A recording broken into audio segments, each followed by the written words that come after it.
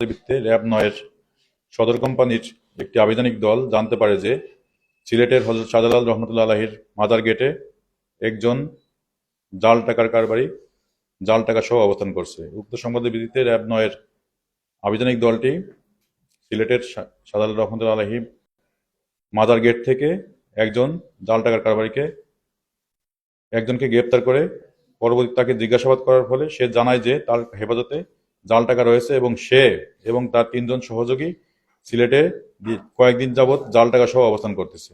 পরবর্তীতে তার দেওয়া তথ্যের ভিত্তিতে আমরা সিলেটের বন্দরবাজারের লালবাজারের একটি হোটেল আলী আবাসিক সেখানে একটি কক্ষে অভিযান পরিচালনা করে তার অপর ৩ সহযোগীকে গ্রেপ্তার করতে সক্ষম হই।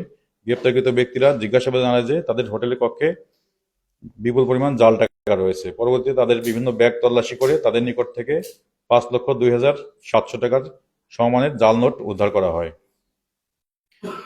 জিজ্ঞাসাবাদে এই চক্রের সদস্যরা তারা তাদের অপরাধের চাঞ্চল্যকর তথ্য প্রদান করছেন।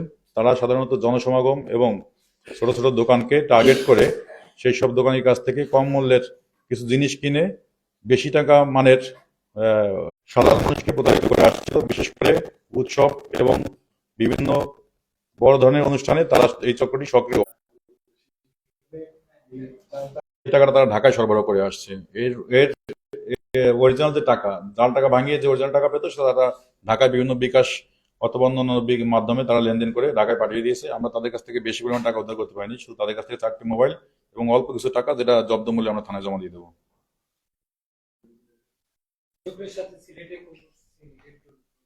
আমি বলতে ভুলে গেছিলাম, এই চক্রটি 2 জনের বাড়ি হচ্ছে শেরপুর, একজনের বাড়ি বরিশাল এবং একজনের বাড়ি গোপালগঞ্জ।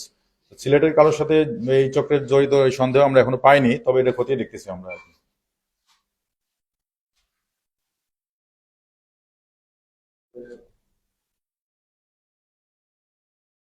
আর কোনো প্রশ্ন আছে?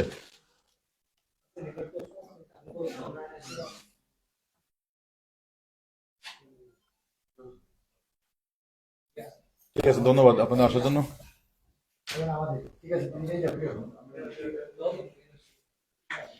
ওই আসামি 4 জনই আছেন নিচে, আপনাদের ইচ্ছে করলে ওই যে ছবি টবি নিতে পারেন।